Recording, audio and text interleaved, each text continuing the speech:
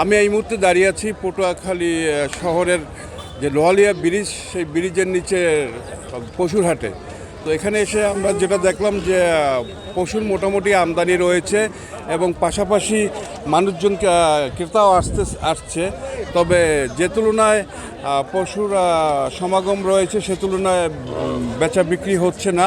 তো আমাকে ক্রেতারা যেটা বলেছে যে এই হাটে মূলত দাম ছাড়ছে না। গত বছর যে পশুটি 70-75 হাজার টাকায় বিক্রি হতো সেটা এখন 1,20,000-এর নিচে নামছে না, এরকমই বলা হচ্ছে।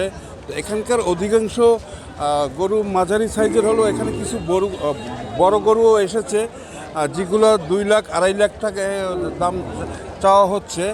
তো আরেকটা বিষয় হচ্ছে এই যে পশুরহাট, এখানে মূলত স্থানীয় যারা কৃষক পরিবার তাদের গৃহস্থের গৃহের পালিত পশুই বেশিরভাগ। এখানে কিন্তু অন্য অঞ্চলের বা উত্তর অঞ্চলের কোনো বড় পশু এখানে দেখা যায়নি।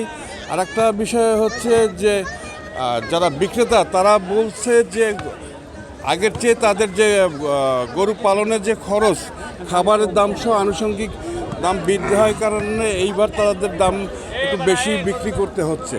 কিন্তু তারা যে দামটা ধরে রাখছে সেই দামে কিন্তু ক্রেতারা এখন পর্যন্ত কিনছে না, যেহেতু আরও 2 দিন সামনে সময় রয়েছে। তারা অপেক্ষা করছে, দেখে যে এর মধ্যে তাদের স্বাদ ও সাধ্যের মধ্যে এই যে কাঙ্ক্ষিত যে কোরবানির পশু সেটা কেনার চেষ্টা করছে। তারা এক হাট থেকে আর এক হাট ঘুরছে এবং বাজার যাচাই করছে।